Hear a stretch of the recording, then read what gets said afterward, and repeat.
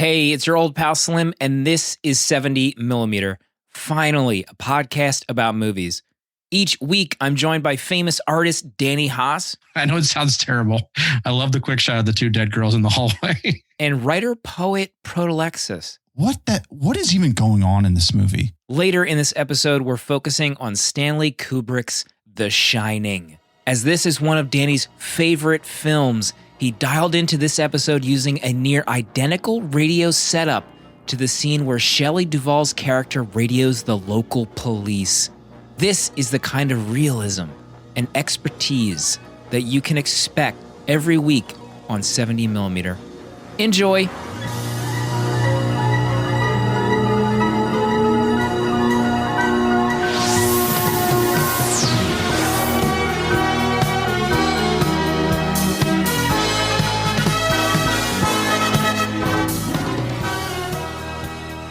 Elephant in the room. Let's get it right off the bat. Okay. Out of the way. Proto finally gave in and watched Knives Out.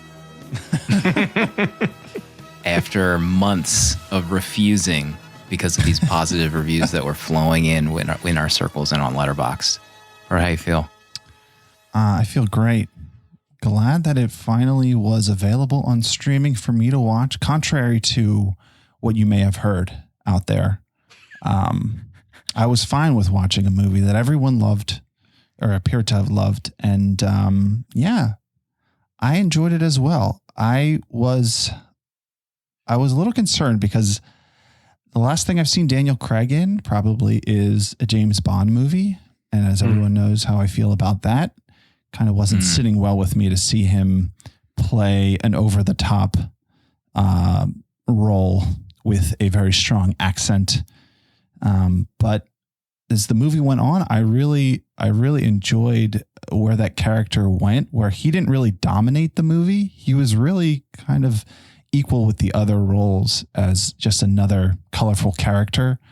And he almost struck me as like an old man who was just like bumbling through this caper but also like really smart, but not smart enough to be ahead of the plot. So yeah, it's in terms of fun, if you're looking for fun in a movie, it's perfect in that way. It's just enjoyable. There's laughs, there's action. It's clever. It surprises you. What more could you ask for? And all those characters were so well defined. So interesting. I mean, even what's his face? Captain America? Chris Evans. Even Chris Evans pulled off a good performance finally. So love to see it. You kidding me? You didn't see Endgame? Are you with Chris Evans? Was he in that? What did you think of his sweaters in Knives Out? Dynamite. His sweater game. Dynamite. Yeah, all the costumes in this were great. Toni Collette is fantastic. Jamie Lee Curtis. Our girl. Jamie. Anna de God Armas. He's going out with your boy Ben Affleck. Batman. You hate to see it. I'm excited. Rian Johnson, director of the greatest Star Wars movie ever made, said that he's open to like a cinematic universe for Daniel Craig's character. He's open to it. And apparently the Daniel is very open to it. Extremely open to it. I can't respond to you after you say stuff like that. Feature presentation this week. Stanley Kubrick, The Shining. We finally went into the Kubrick verse this episode. Bottom of the hour, we're going to get into it hot and heavy. You aren't even ready yet for us to get into The Shining. Next, let's see, what's on my list of topics? Next week is going to be a little bit different. We're doing, it's the holiday, 4th of July week. We're going to be doing something a little bit different. We're going to take a little holiday break. But we might have something cooked up for the villagers. Just to hold everybody over. Keep those feeds refreshing. Stay tuned. At the end of this episode, everyone is waiting with bated breath to hear Proto's pick, finally. We had over 60 suggestions roll in from the villagers, which was inspiring, deeply inspiring to me, for the villagers to come in on that. So at the end of the episode, we're going to listen to some final voicemails before Proto gives his pick. I'm sweating with anticipation to see what he's going to give us based on these picks. It's going to be avant-garde.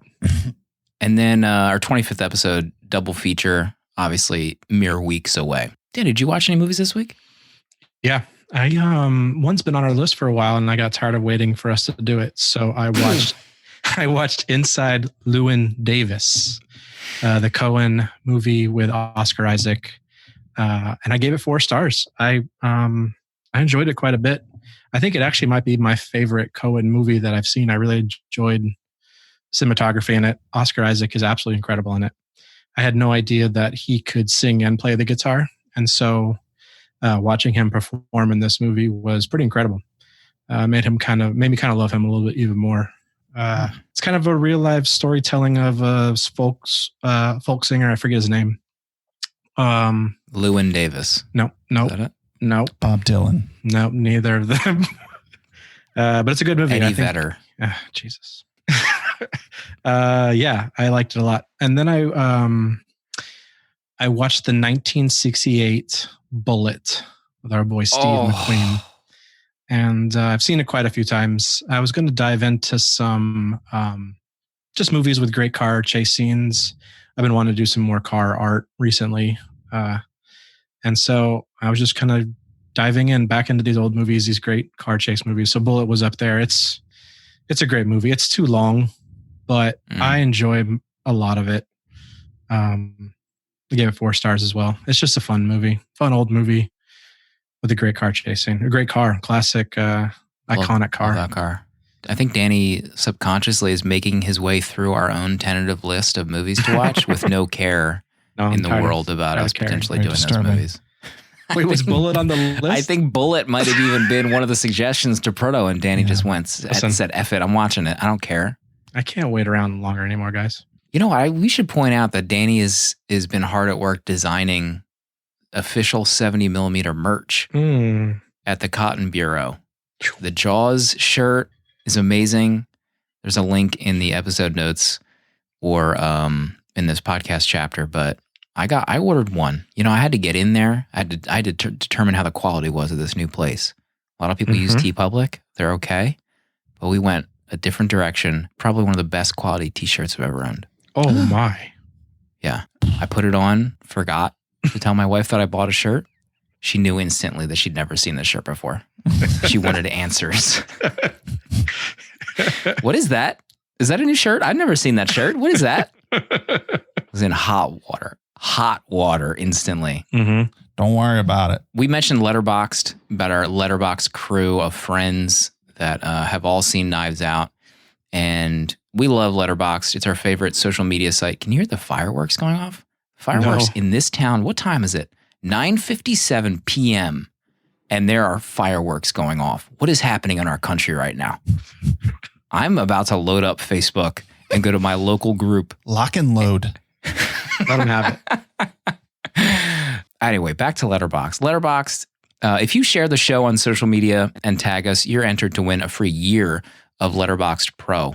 It's a free account to use Letterboxd. You can use it without paying no matter what. But if you pay a little bit extra per year, you get some really cool features, find out where movies are streaming, filter your entire viewing history over time, your year in review, etc. So this week's winner, who to, keep Danny in high spirits, was talking about the Hamilton movie coming on to Disney Plus this week, is Sabrina_Perna on Twitter. Congratulations. You just won a free year of Letterboxd Pro. Congrats. Are we getting Hamilton on the pod? Is that a yes? It's a yes. This is no one said yes. I don't understand what's going on. I don't like it. This kind of Hamilton talk. I don't understand it. So is it like a recorded showing of the stage production? Yes. Is that what this is? Yes. Okay. I thought about showing my kid Hamilton.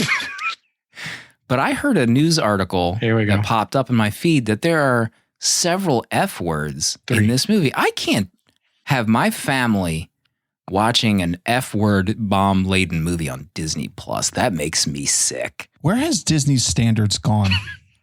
It's insane. This was supposed to be a family streaming service. Now we got a musical with 300 F words in it. Quentin Tarantino directs Hamilton starring Lin-Manuel. from Mary Poppins Returns. We all loved him in Mary Poppins Returns. Make no mistake. Everyone barefoot on that stage. Lin-Manuel sucking toes on the Hamilton stage. God. As directed by Quentin Tarantino. I watched one movie, I think that I watched Color Out of Space with Nicolas Cage.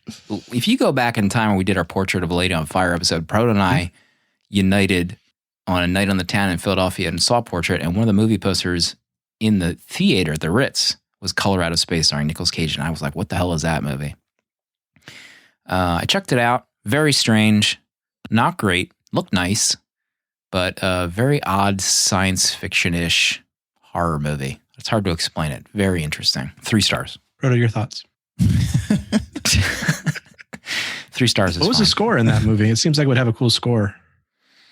I don't even remember. I was just so weirded out by the whole thing.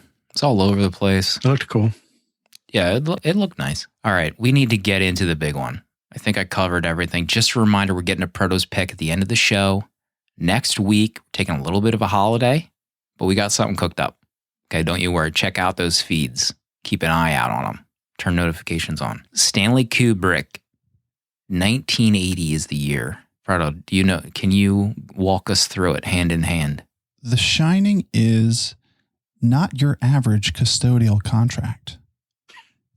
Jack Torrance has taken on a 5-month custodial position for the Overlook, a secluded hotel in Colorado. His wife Wendy and 5-year-old son Danny join him as the sole inhabitants of the hotel, where Jack hopes to work on his writing. Their son Danny possesses a unique and mysterious talent, the ability to shine.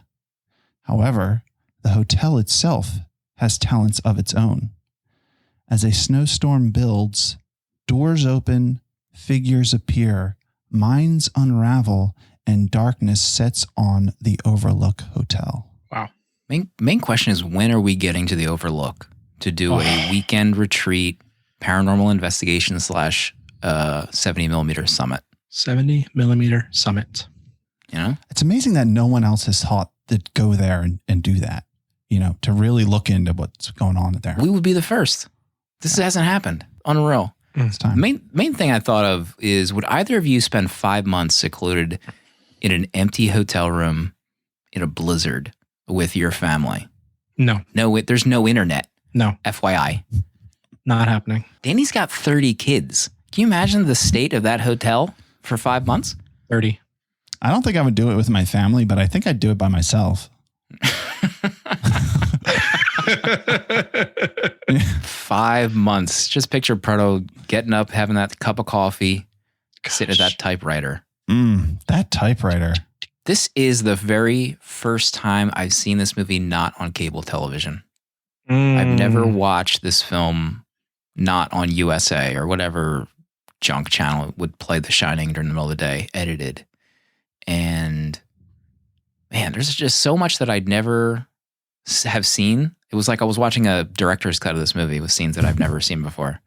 When was the first time you saw The Shining? You know what? I don't think I've ever seen this whole thing from start to finish. I think I saw parts of it on cable TV. I've definitely seen all of the iconic scenes just over the years, multiple times.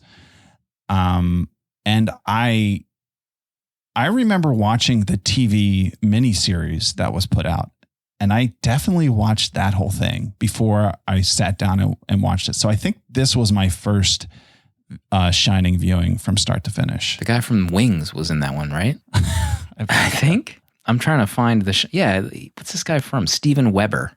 That's the guy who played Jack Torrance. He looks like from the show Wings. The other thing I was going to say is my first knowledge of this movie was from The Simpsons Treehouse of Horror, which, I grew up watching The Simpsons, probably way too young, but they did a segment in 94, I had to check the year, where they parodied this. So that was the first thing I ever knew of The Shining, was seeing a Simpsons version of it. Well, it was a long trip, but we're almost there. Homer, did you remember to lock the front door of the house? Don't! Well, It's been 2 long trips, but we're finally almost there again. When you locked the front door, did you remember to lock the back door? Don't! Oh no! We left Grandpa back at the gas station. What about Grandpa? Which probably warped my interpretation of the movie. But Danny, do you remember when you first saw this? Yeah, last year. What? I had seen, like you guys had seen, like Proto had seen the clips and stuff. I knew most of it. But I never sat down and watched it all the way through until I started doing all my horror watching last year, thanks to you guys. So the first full sit through was sometime last year. How about the opening credits of this movie? Mm-hmm. I thought these were some of the best opening credits, literally the credits rolling up on screen, and then just the shots of him driving to this job interview in the mountains. Gorgeous. Yeah, it really reminded me of Rosemary's Baby too. It had that same font, not font, but kind of the letters on top of the scenery, slow panning. It was beautiful. I like the scenery, like the camera work, them hovering over the car, but I thought the lettering was so distracting. That light blue color, and there was something weird about the speed of the text and the way that it was moving. Maybe that was the point, that it was kind of strange and unsettling. It kind of threw me off a bit. Stanley telling you to get ready, Proto. Buckle Buckle up. up, baby. The one thing that, like one of the earliest scenes that I was like, I've never seen this scene before, where he's like having a little mini job interview.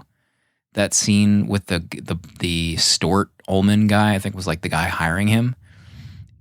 It's such a normal conversation scene. It's like one of these like Kubrick things where in all the movies I've seen that Kubrick have done, there's just like these kind of like long nothing burger scenes where characters are just having conversations about something. And I love those scenes. Yeah. I would have watched another hour of just Nicholson getting interviewed by this guy and walking around the hotel. I loved it. It's just so weird that nothing happens.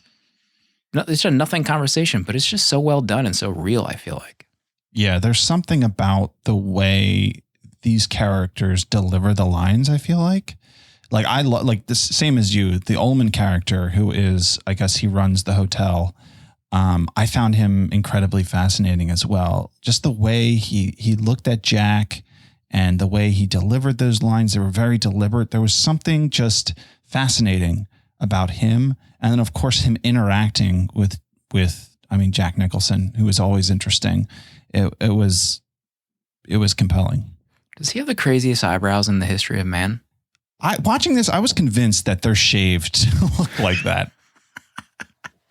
It gotta be. Yeah, I mean, how much crazy is control over his eyebrows?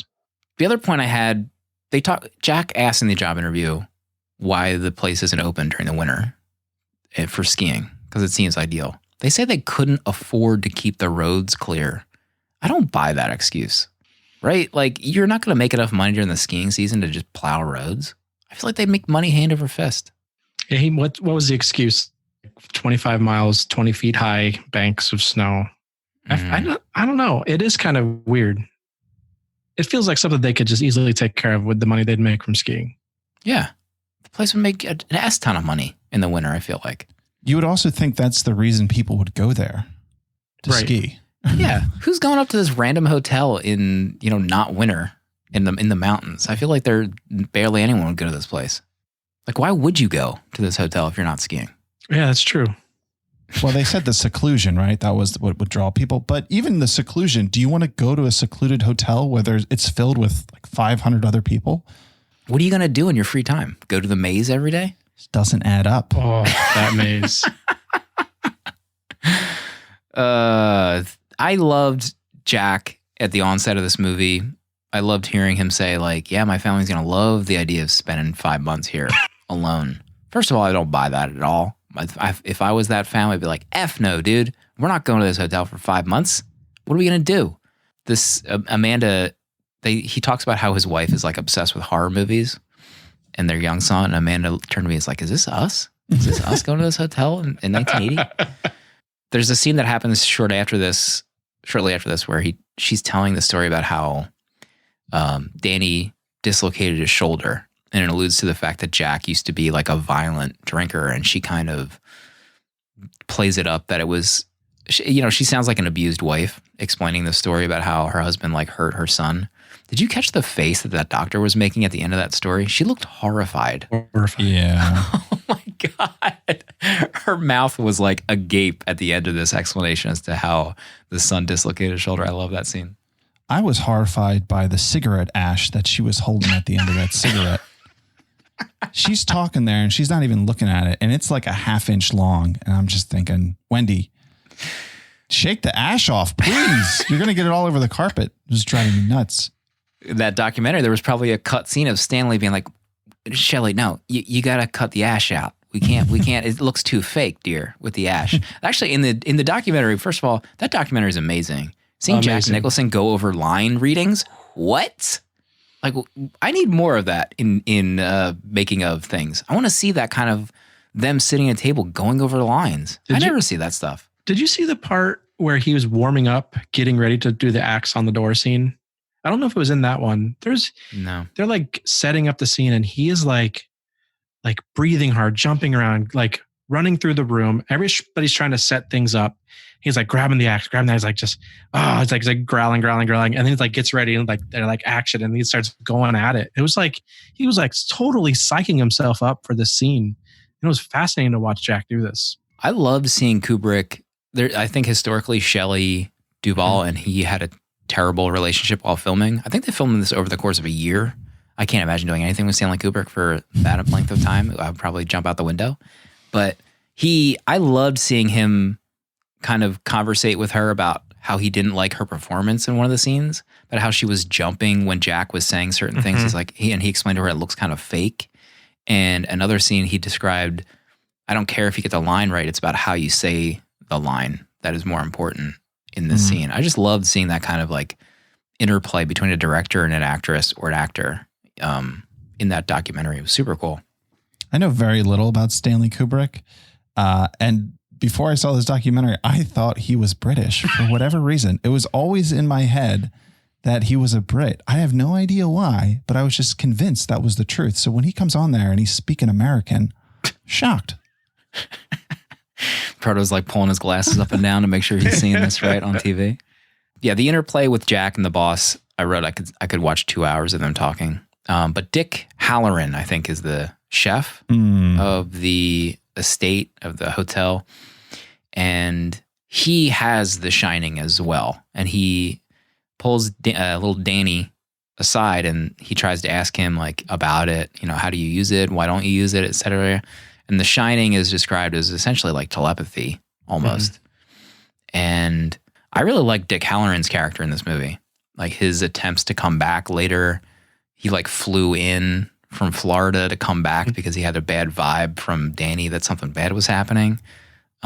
I love that character in this movie. I feel like every character in this movie is so well, but I loved his. Yeah, I loved his performance as well.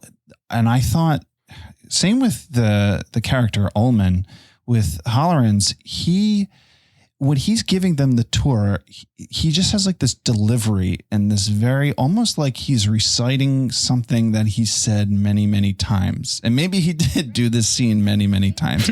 Literally. Don't let it get you down, Mrs. Torrance. It's big, but it still ain't nothing but a kitchen. And a lot of this stuff you'll never have to touch. I wouldn't know what to do with it if I did.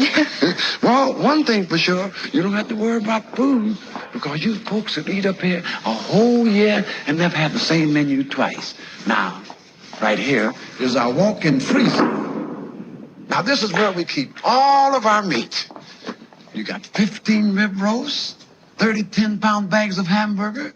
We got 12 But it almost sounded like a song as he was like calling out the different ingredients and the meats that they had there for Wendy, and they're following him around. And then the scene after that, it was almost like he had a different cadence when he sits down with Danny and he's giving him the ice cream and he's giving him that talk where it's like his voice like changed in some kind of way. And he was just like very slow and just asking very pointed questions to Danny. I thought like his delivery and just his interactions was just so fascinating. And one of the scenes when he's walking around, so Danny can, he can hear things and see things with his mind. And the first interaction he has with Dick is talking to Wendy, and then like the music kicks in, and then as he's talking, he looks over at Danny and he like says something to him with his mind, and you hear him say it, like whisper it. And it's like this slow zoom up to Dick's face, and it was just very unsettling. There's a lot about this movie. Yeah, it's like eerie. It's not. I wouldn't say I was like necessarily horrified that much or scared of what was going to happen next. I just had like this sense of unease for most of the movie. And that was like one of the moments that just felt very, very strange. But in terms of unease, shortly after that, I think they're there for like a month, and they're out in the maze. And that's where you see one of those iconic shots of Jack looking out at them like a total psychopath. His head's like down. And I even turned to a man of like, how long have they been there? It's 1 month and he's already a psycho. Like this thing happens fast. And I think the scene right before that, he yells at her for interrupting him typing. How about that scene? How uncomfortable was that, where he just turned into a total a-hole husband and berates her for walking in while he's typing and sends her out of the room? Ugh. I'm not being grouchy. I just want to finish my work. Okay, I understand. I'll come back later on with a couple of sandwiches for you, and maybe you'll let me read something then. Wendy, let me explain something to you. Whenever you come in here and interrupt me, you're breaking my concentration. You're distracting me, and it will then take me time to get back to where I was. Understand? Yeah. Fine. And we're gonna make a new rule. Whenever I'm in here, you hear me typing. Whether you don't hear me typing, what the fuck you hear me doing in here, when I'm in here, that means that I am working. That means don't come in. How do you think you can handle that? Yeah. Fine. Why don't you start right now and get the fuck out of here? That's happens when Casey walks into me while I'm doing art. And then you go up to the window in your office and just look stare down and forward with your eyebrows going up in your hairline. I love that shot of the maze, the top down shot. Mm-hmm. I don't even know how they did. Like, was that actually them in the maze, or was that some kind of a miniature that they made and that wasn't really them in the middle? I couldn't make it out. It didn't look real, but I couldn't figure out what was actually going on in that shot. I remember leaving the room to get chocolate covered pretzels during that scene. And I was like, should I be watching this scene? What is this? Oh, let me eat these. There is a weirdness to that shot too, because there is the model that's in the lobby of the maze that Jack does lean over, but the shot on top, it's either somehow imposed of them walking, because you see them in the maze walking through it. Yeah. So I'm not sure how they do it, because even the hedge itself doesn't look like the model. It looks almost very graphic, very hard edges. It doesn't look like bushes, which I really love, because it's just jarring. It's just this crisp maze. Mm-hmm. Yeah, I don't know how they do that shot, but it's a great shot. What did you guys think of the music? I love the music. I absolutely love it. It's haunting. It's so haunting. The deep wah, I couldn't get enough of it. I really can't. I think it's perfect for this film. Even the mountainside shots, I think the music pieces that he chose, I'm not sure if it was created for this or existing music, but I thought they were perfect for those. What did you think? Yeah, I thought it was, it actually reminded me of some stuff that's happens now. Like, it seemed like it was ahead of its time, because it feels contemporary to right now. So I don't know if that was, I wonder what the vibe was when it came out, if this was kind of, different, this soundtrack, because there's definitely some with like the very high pitched violins that seemed like very, traditional horror movie stuff. But then there was some deeper tones that were, very, very tonal sounds that sounded something like I would, hear today in a modern horror flick. I agree. He eventually goes to the bar, where this is the first time we see him, go to this bar, and then there's this bartender appears. Lloyd, I think is his name. And that entire interplay between the two of them is just insane, in my opinion. Like the back and forth, him talking about how he needs a drink, and Lloyd the bartender, it just leaves me unsettled just looking at him. Like it looked like if he smiles, he's going to have jagged teeth and he's going to bite my neck. That guy just grosses me out. I think Jack in this scene is absolutely incredible. The way he controls his emotion with his face, and how he acts, the smiling and the side eye. He does like these great. He's just so good at unsettling you with just his facial expressions. On top of the conversation he's having in this bar with a ghost bartender, I think this scene is one of his best scenes in the movie for sure. For me, at least. I just can't get enough of it. Yeah, he has so many scenes where he's just unbelievable with his performance. There's something about him. I think it almost feels like he can be hard to read, and he almost feels like an enigma as you look at him. I wrote down that it feels like you can see the wheels turning in his mind, as if at any moment, I'm not sure if he's going to strangle the person in front of him or if he's going to laugh in their face. If he agrees with them or he thinks the person is lying, it seems like he could almost be thinking all of these things at once, so that he's like hard to get a read on. But it's so compelling. Like the scene where he goes into the bathroom with the other, the butler or whatever. Great. And he's in there. God. When he's talking to him, I couldn't tell. Like at first I'm thinking like, is Jack just playing along and he's going to like punch this guy in the face right now? Or is he totally mesmerized by him? Like I couldn't tell what was going on. And it was so enthralling just watching those scenes play out. Yeah, that scene that you mentioned in that red bathroom with Grady, he has the same name as the original groundskeeper that killed his family with the axe that Jack gets told about at the onset of the movie. And he's even like, wait, are you the guy who was the groundskeeper here? Or like, the whatever you want to call him, janitor, I don't know.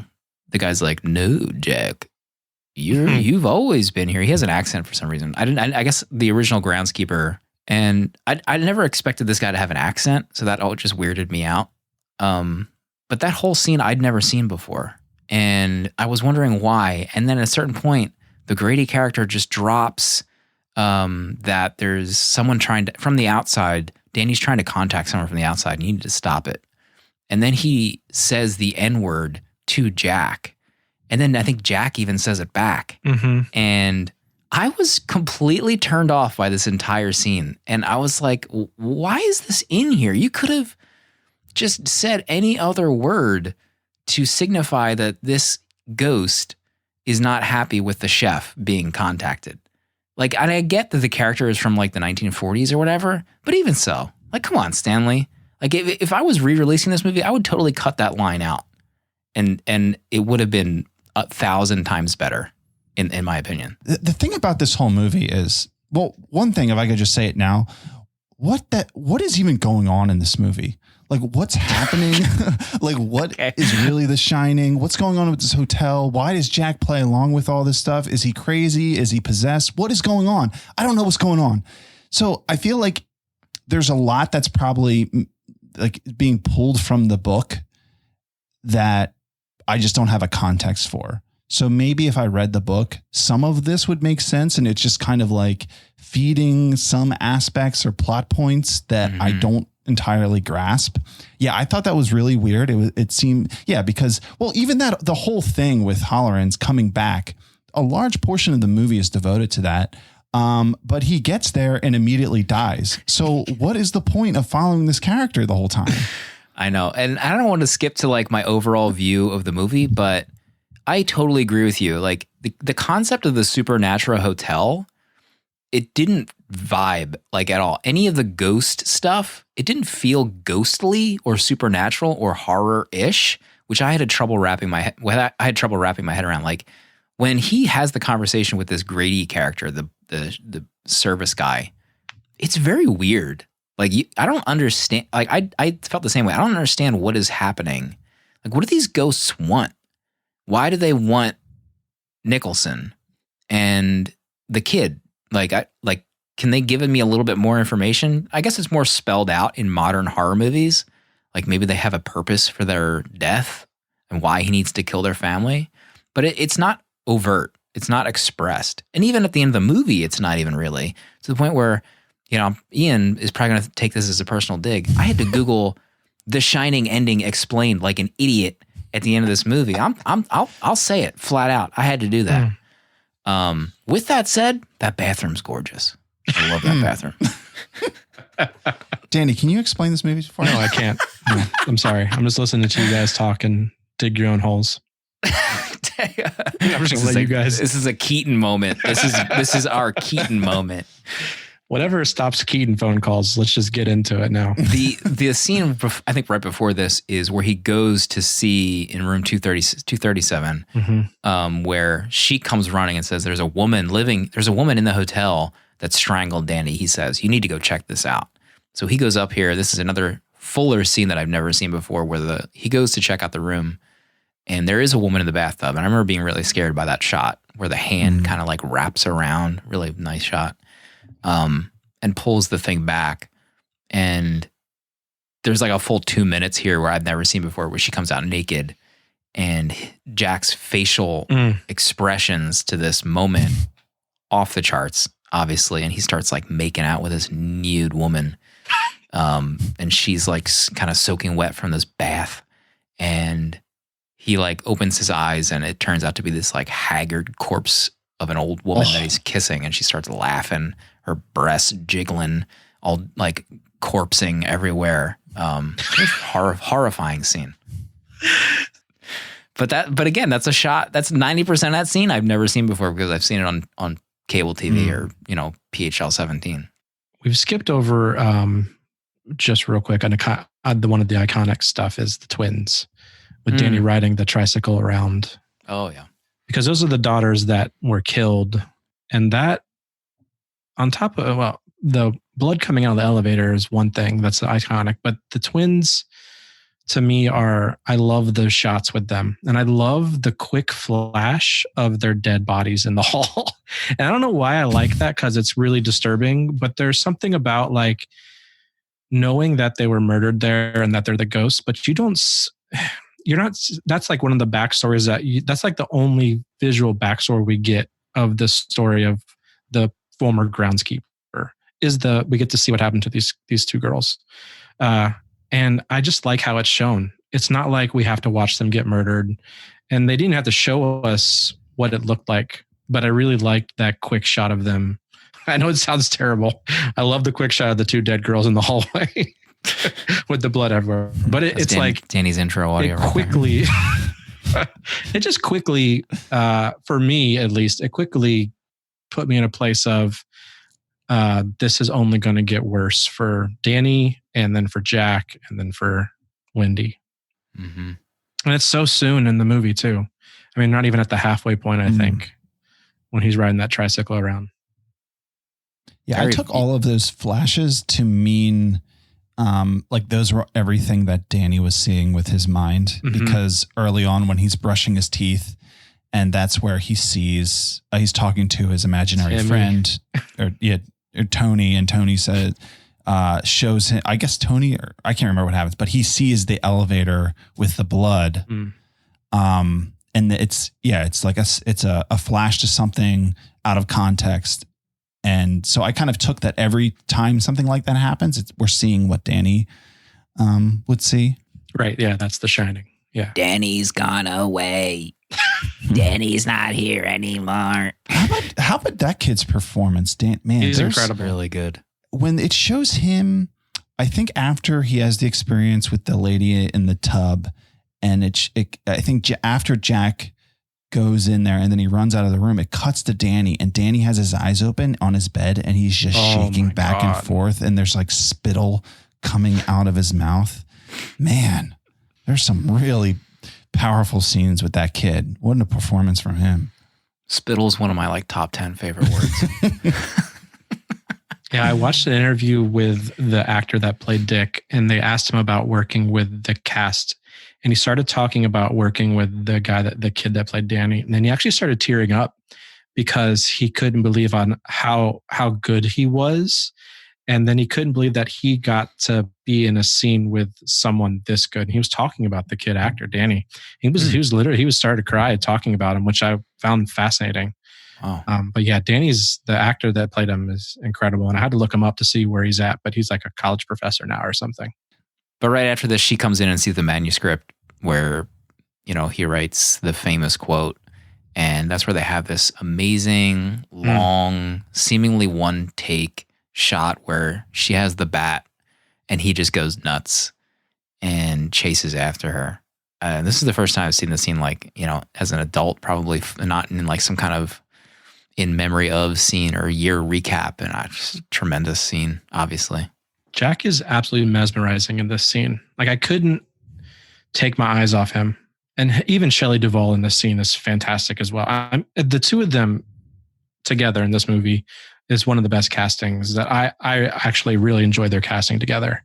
But Jack, from the beginning of that scene to when she knocks him out with the bat, it's Oscar worthy, his performance. Him talking about the contract and it's binding and love of my life. And he just goes from one spectrum to the other. So I'm going to murder you. I'm going to bash your brains in. So I have to watch this hotel. And it's I have to do my writing, but he's so all over the place, but it's fascinating. Have you ever had a single moment's thought about my responsibilities? Have you ever thought for a single solitary moment about my responsibilities to my employers? Has it ever occurred to you that I have agreed to look after the Overlook Hotel until May the 1st? Does it matter to you at all that the owners have placed their complete confidence and trust in me and that I have signed a letter of agreement, a contract, in which I have accepted that responsibility?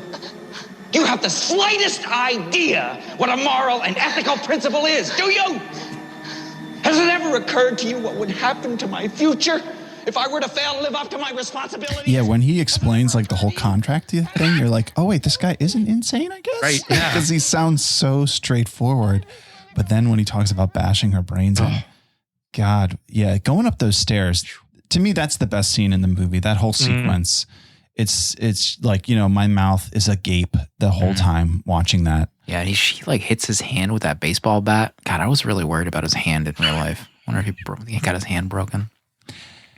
We didn't really talk too much about Shelley Duvall, but yeah, she's great too. One thing that had me concerned, do you think that's really the way she runs? Thank or you. Did Stanley instruct her to run that way? Has she ever used her legs before? It was like a naked gun scene having her run of a parody. She was almost of this movie. like a Muppet when she's running up the stairs with the knife and it's just flop. She's just it's perfect. I love it.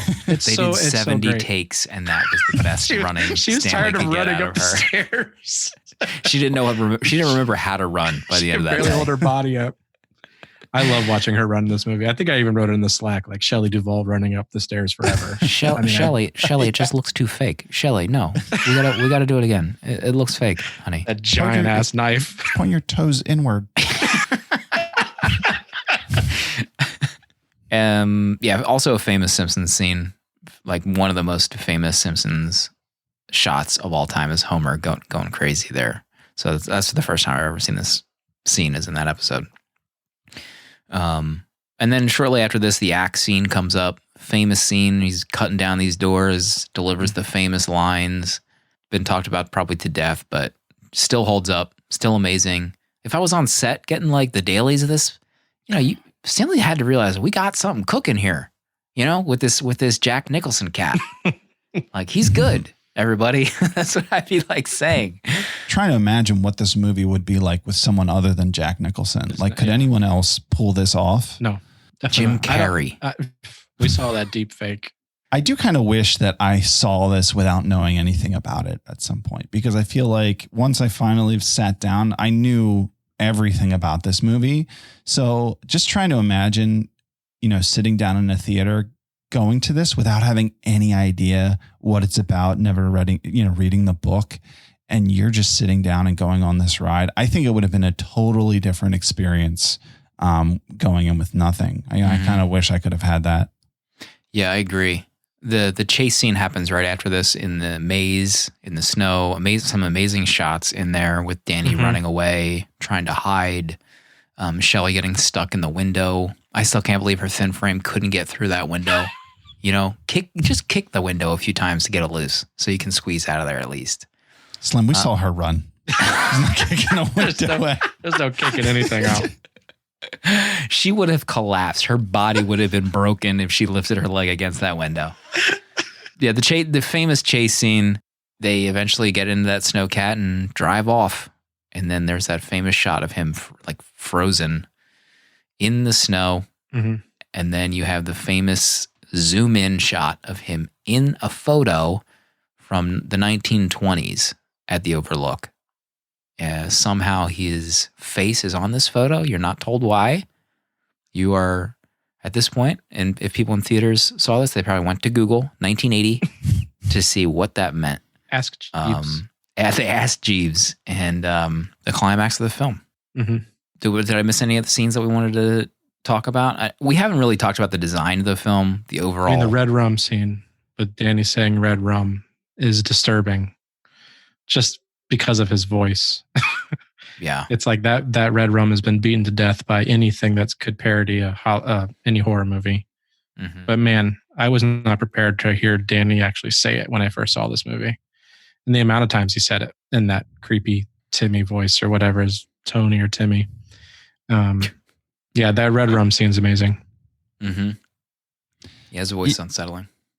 Yeah, I think the other thing is just the location. The hotel is amazing. You can see why Stanley would want to shoot in this. Just the long shots down the hallways are just beautiful in themselves. Just the way that the camera slowly will go down a hallway or follow someone. The scenes you mentioned earlier of him on his tricycle, just riding around in loops.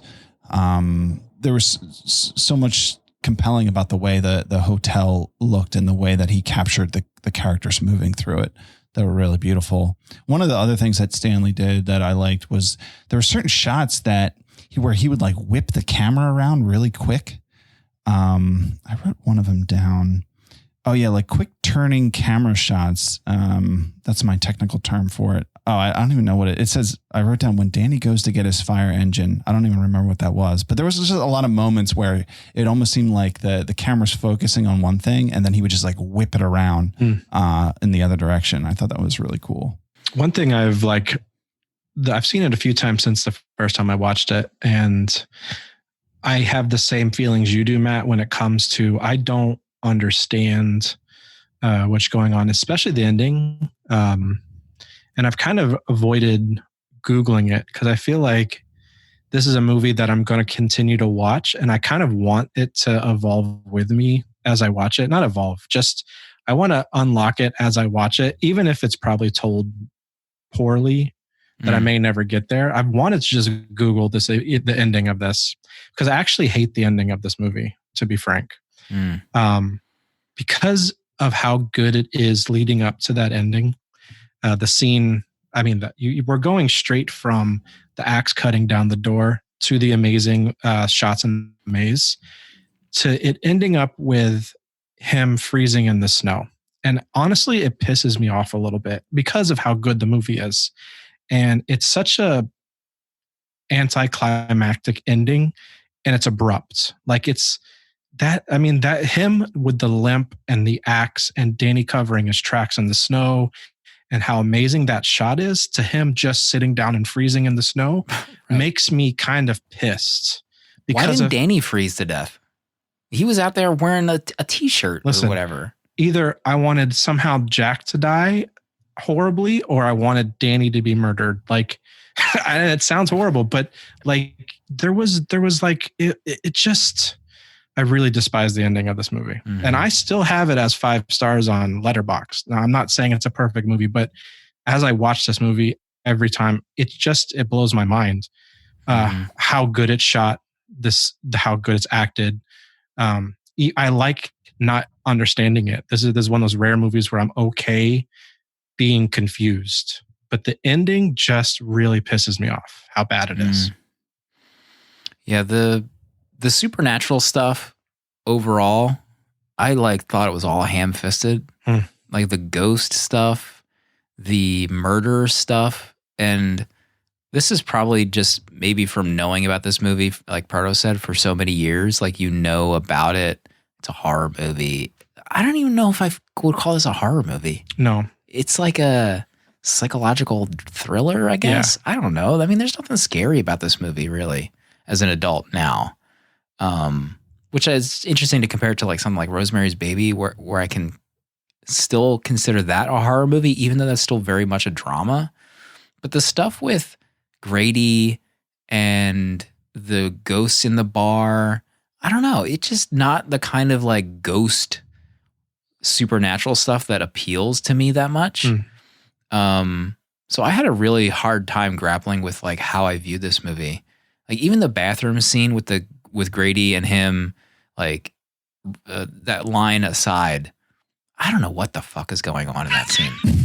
I don't know what is going on. At the end of this movie, I was like, what? He just freezes to death and they get away in this snowcat? Right. Get the F out of here. Like you couldn't have spent another day in the writing room. Yeah, exactly. What's your rating, Danny? Is it still no, 5 it's still stars? 5. I think it's I can't give it less because Shelley's amazing. Jack's amazing. Cinematography is amazing.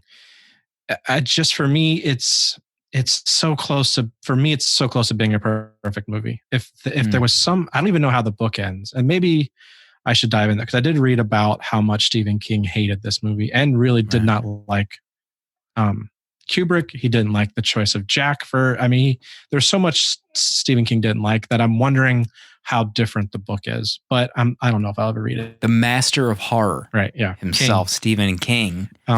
It is a 5-star movie for me. It's beautiful. It's a beautiful movie.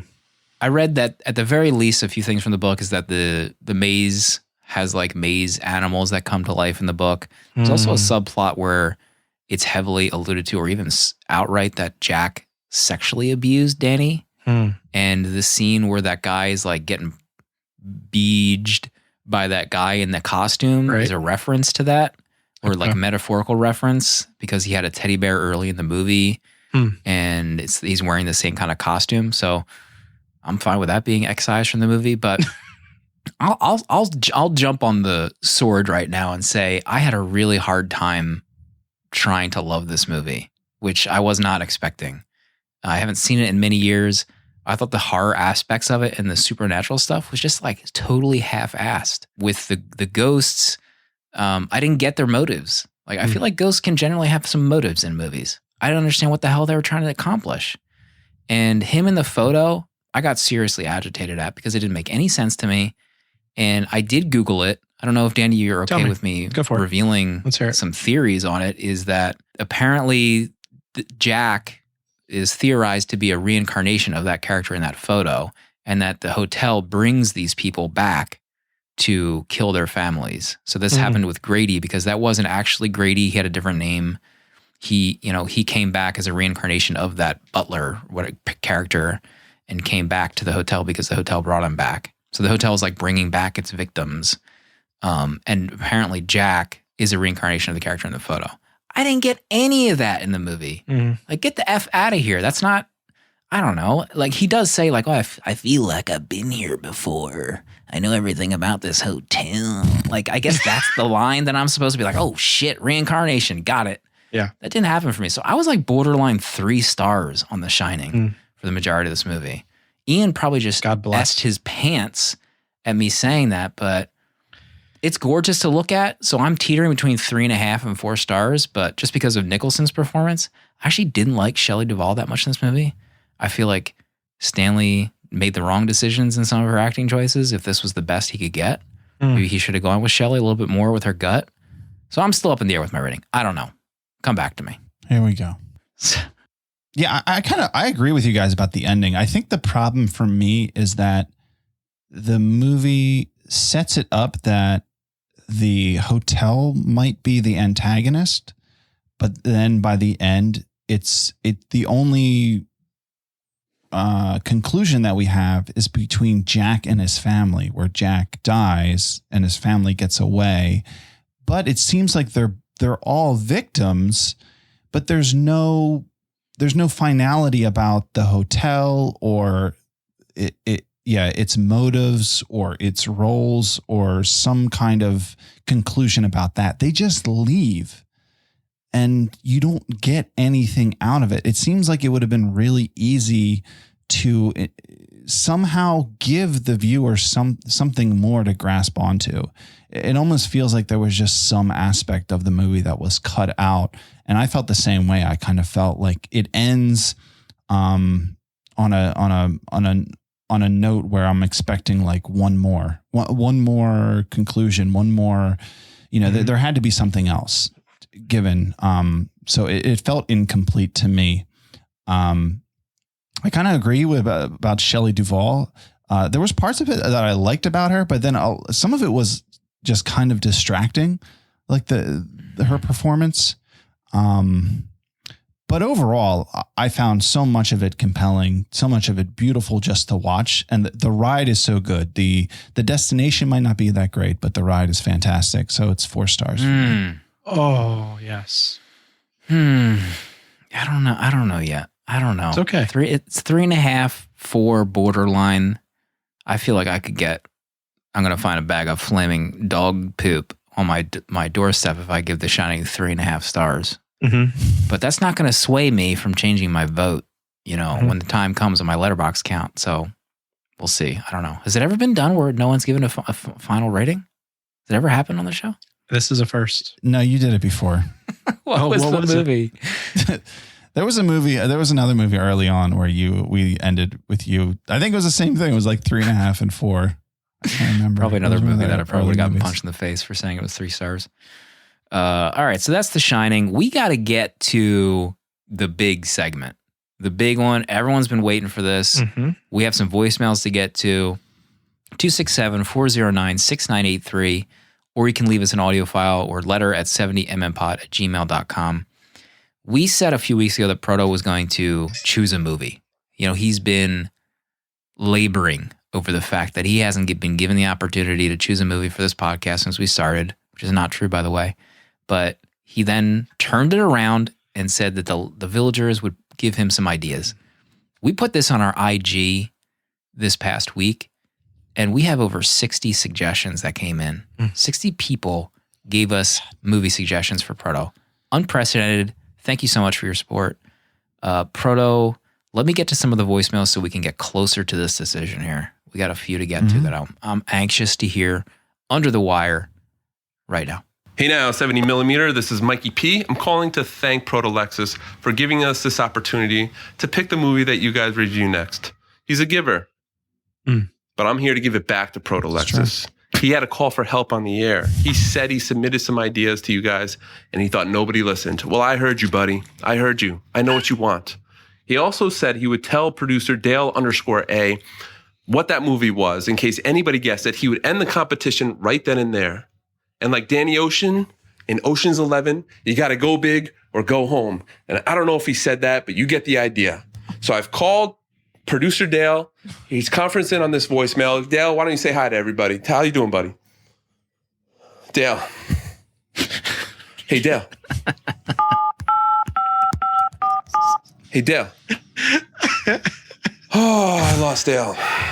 Well, all right. So Dale can't confirm if I'm right. We'll have to wait for the show. But if you check the tapes, Proto Lexus said he wanted to watch a movie by acclaimed director Akira Kurosawa. And that movie he wants to watch is Seven Samurai, one of my personal favorites, but it's all about you, Proto. It happens to be a movie I want you guys to watch, but it's all about you, Proto. This is for you, buddy. If Dale was here, he could confirm I was correct live for everybody, but we have to wait. All right. Love you guys. Keep up the great work. Bye for now. Mikey P. Love you, He's Mikey. Pulling out all the stops for Proto's pick right now. That is some incredible investigation. Mikey, that's been like my top 5 of my watch list for a long time now. We can't. But it isn't the movie. It isn't the Will you reveal to us the one after you tell us your pick? It will be in my will. Next voicemail coming in has a little bit of a note as well. P.S. This comes from Leviathan. P.S. I'm a generation younger than most villagers, but Batman 1989 was carried by Jack Nicholson. It was his movie. Danny, please don't hate me. I love all the original Star Wars, if that smooths things over. I could never hate anybody. Let's get to her voicemail. Dearest 70mm podcast, this is your girl Leviathan from Colorado. I just finished watching The Shining for the very first time, and I had to watch it during broad daylight, take a break, go to the brewery, come back, finish it off before it got dark. Fantastic movie. Completely terrified me. Let's get over to Michael Keaton, since you guys asked what my opinion was. I'd never seen the movie, and Sean and I watched it the other night. And let's just say it started arguments in my relationship. Oh my gosh. It was a terrible movie. Anyone and everyone who thinks otherwise is clouded and blinded by their nostalgia. Proto is 100% right. If you don't have nostalgia, it is a terrible movie. Michael Keaton desperately needed to shave his head years prior to this movie. And I believe a weak chin was brought up, and I 100% agree. The last but not least subject that I need to touch on is there were 2 stars in Jaws, by the way. 2 different scenes where a red star, shooting star, was seen going across the screen.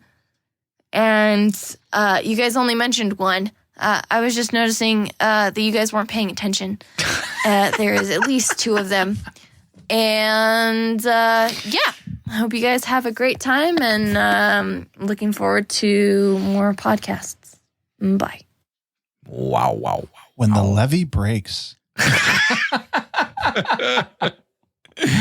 No one was safe from that voicemail.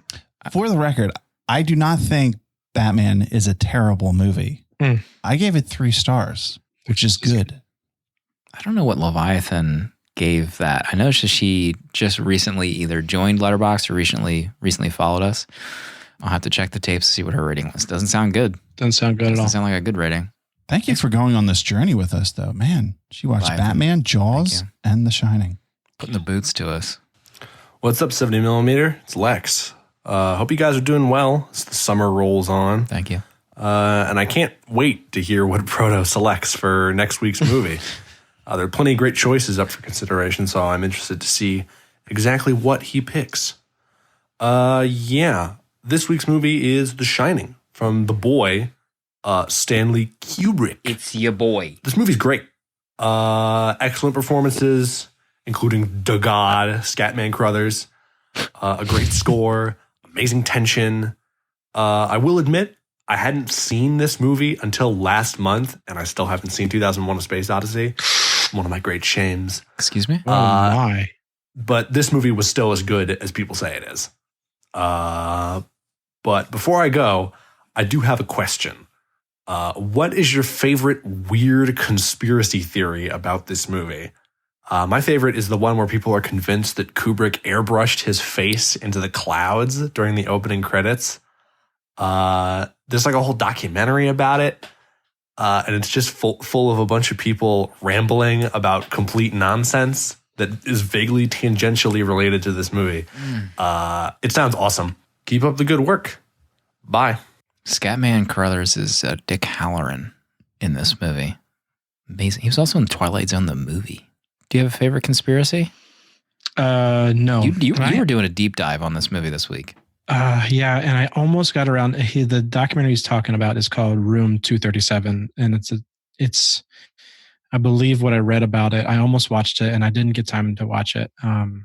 It's a bunch of stories, a bunch of people talking about not just conspiracy theories, but just different aspects of the movie. And I really wanted to dig into it, and I didn't get to it, so I don't actually know of any conspiracies with it, since I'm so as new to this movie as most of us here.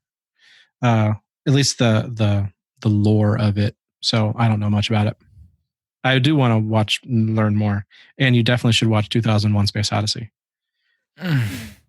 I went to the 4K re-release of it in the theater by myself, and it was absolutely stunning. Is that the 70 millimeter re-release? Mm-hmm. The new color transfer? Oh, it was beautiful. So beautiful. Remember going to movie theaters? No. Yeah, I don't have a favorite conspiracy theory. I don't even know any off the top of my head. We'll get back to you. Yeah, I remember hearing about them like over the years, and they kind of fascinated me. That was always fascinating, like these conspiracy theories or just behind the scenes stories about certain movies, especially horror movies. It's always so cool. I'd be into learning more about. Scatman did the voice of Jazz, the Autobot.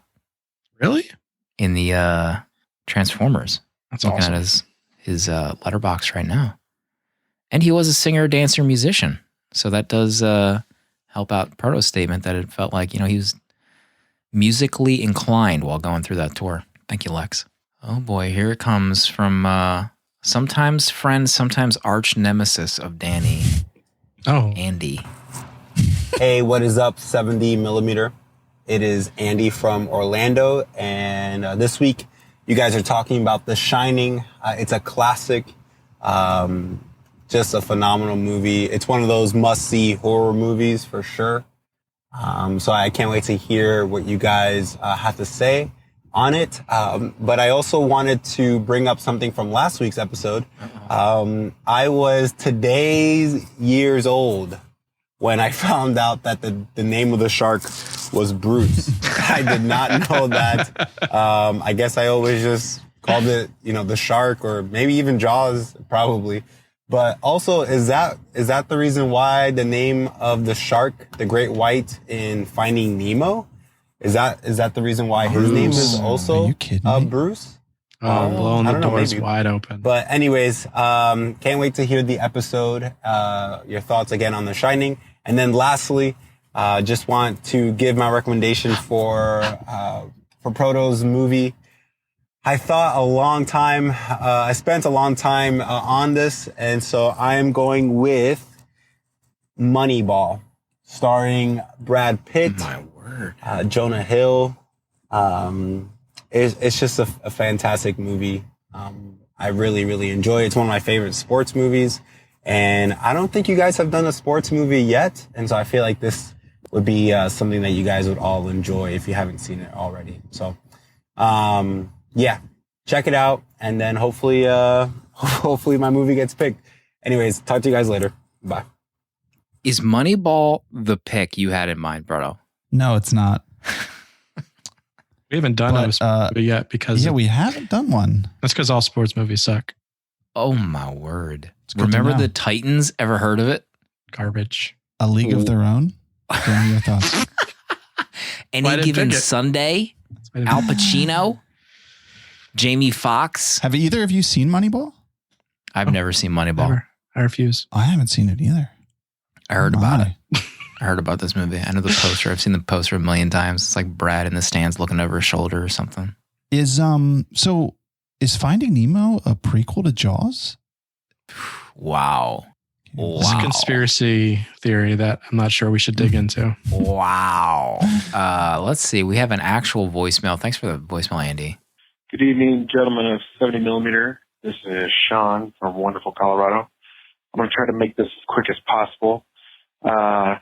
First off, just want to let you guys know, Leviathan and I watched Batman 1989 for her very first time ever.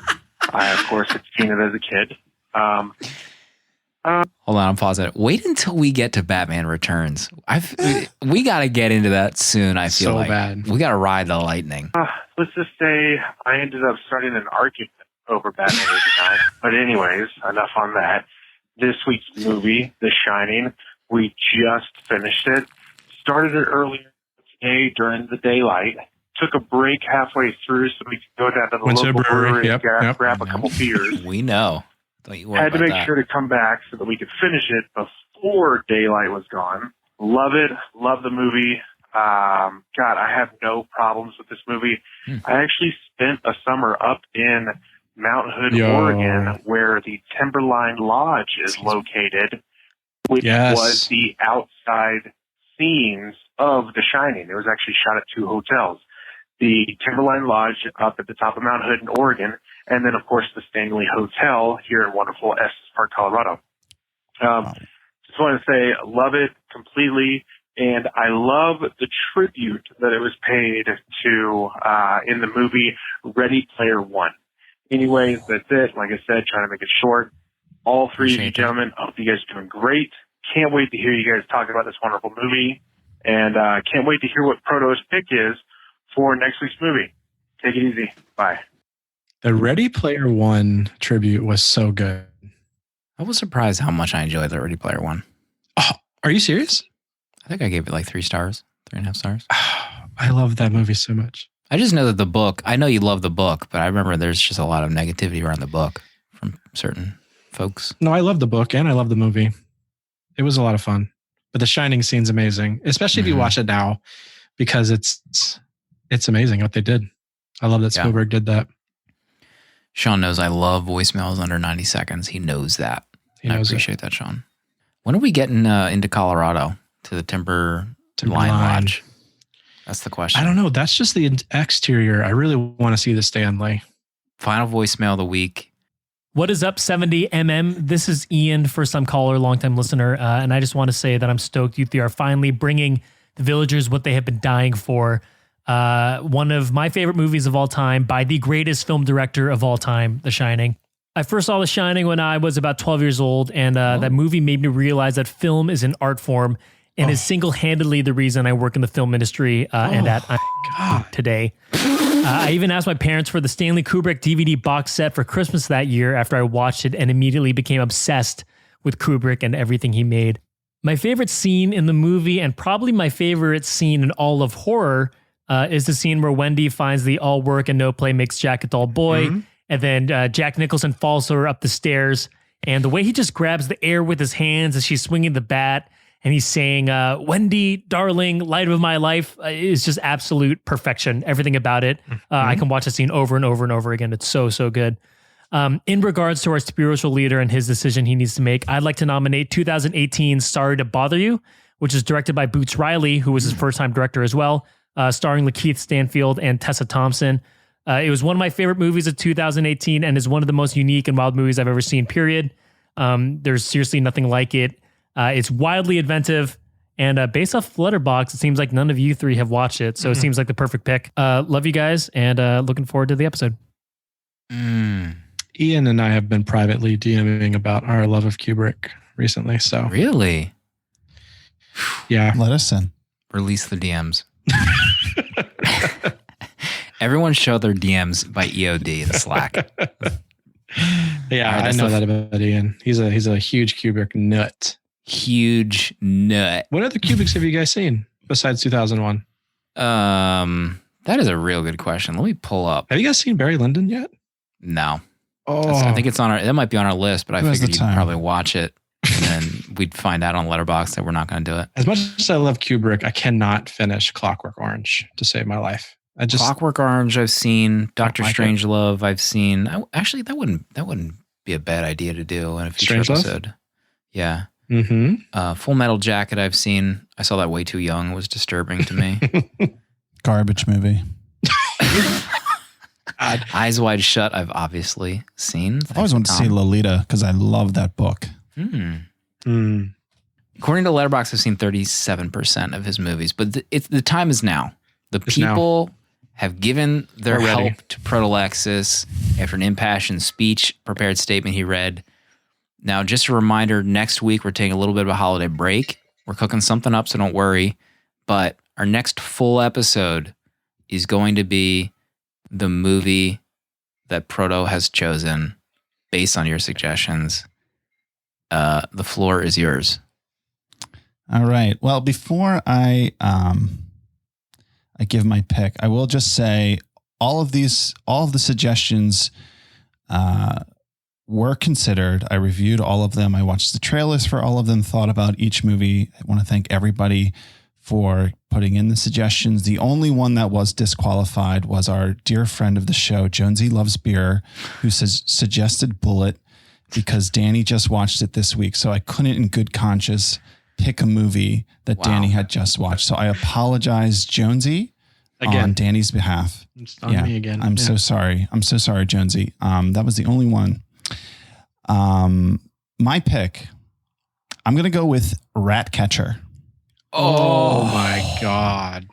Yes. Yes. This was suggested by friend of the show, Mel. This is a Lynn Ramsey film. I think it was early. I think it might have been 2003. So we've all seen one of her other movies with Joaquin, which is what's it called? You Were Never Really There. You Were Never Really Here. I can't remember the title. I've never seen that movie. You haven't seen that movie. Okay. What? I thought we all had seen it. Well, yeah. So this is one of her earlier flicks, Ratcatcher. We've, the past month of June, we've been doing blockbuster movies that everyone has seen, Mummy, Jaws, Shining. So I figured let's do something smaller, something more personal, something different. So that was the movie that really stuck with me from this list. So that's my pick. Wow. Oh, I'm so excited. I think I said this, I might have said this in Slack or during the Ratcatcher one where I was hoping that this was going to be the pick.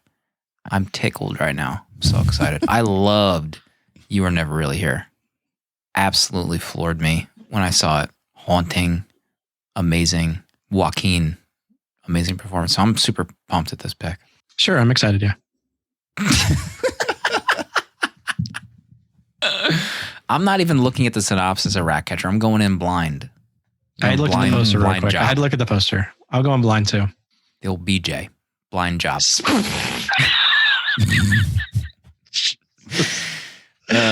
Proto, thank you for your due diligence in this process. I'm really excited about this. Thank you. Plus, thank you to the over 50, 60 people that suggested movies. I mean, we're going to add some more of those, our tentative lists, because there's some good picks. Absolutely. Oh, for sure. I do, before we wrap up, I forgot that Calvin on IG sent us a DM about The Shining that I do want to read. He said it was cool to read. Watching Shelley Duvall's later career performances in terrifying disasters like Popeye and fairy tale theater really make me worry about how traumatizing being on set actually was. That said, I absolutely love The Shining. Between the story and the one where apparently for all work and no play typewriter scene, they had PAs type up hundreds of sheets in different languages for different country cuts. Just makes me think how different that movie could be made if it was made today. Makes me want to watch Dr. Sleep, but I haven't gotten to it yet. Yeah, we didn't mention that Dr. Sleep is like a sequel to this with what's his face? Ewan McGregor. He plays Danny, right? Yeah. Thanks, Calvin.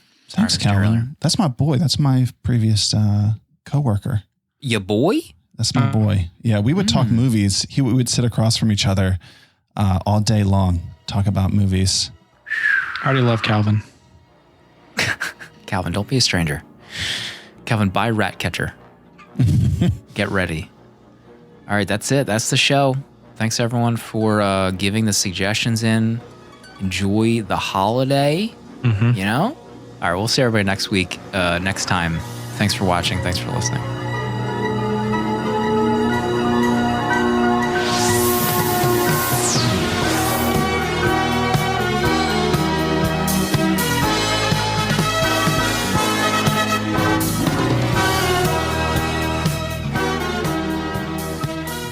'78mm is a VHS Village production and produced by Dale_A.